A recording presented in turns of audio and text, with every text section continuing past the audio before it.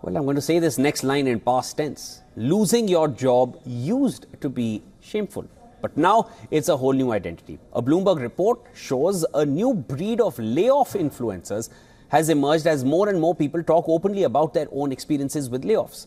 Perhaps there are way too many posts on social media now. Take a look at this next report to understand this better. Not even when it became obvious that job cuts were possible, much less imminent, did any of the workers who had become accustomed to stable employment at wealthy companies consider the possibility of layoffs. However, a series of job cuts at large corporations, especially big tech firms, have become the norm now. Employees were let go unceremoniously. For some workers, after a certain number of failed attempts, a page popped up. We're sorry to inform you that your role has been terminated. But now we are seeing something that would have been unthinkable even a few years ago.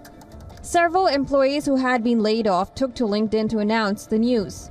The site has become overwhelmed with lengthy, heartfelt goodbye remarks.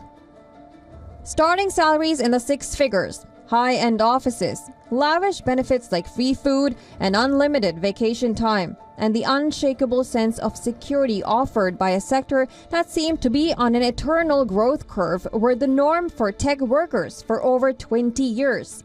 The reason? Emerging digital technology shook up established industries. However, in recent years, the focus of the disruption has shifted inside. Even if the unemployment rate in the US is very low, over 500,000 people have lost their jobs in the tech industry since 2022.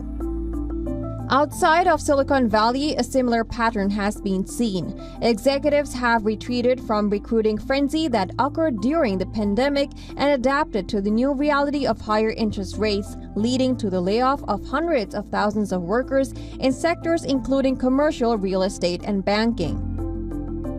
For some, it can take time to warm up to the idea of going public with a layoff.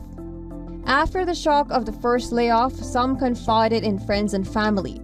After the second, they joked about it. After their third, feeling of shame and isolation crept in. However, soon they became layoff influencers.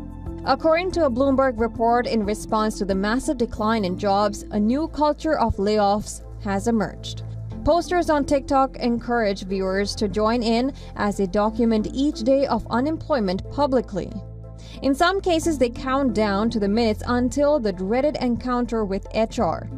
Even the termination itself is being live-streamed by some.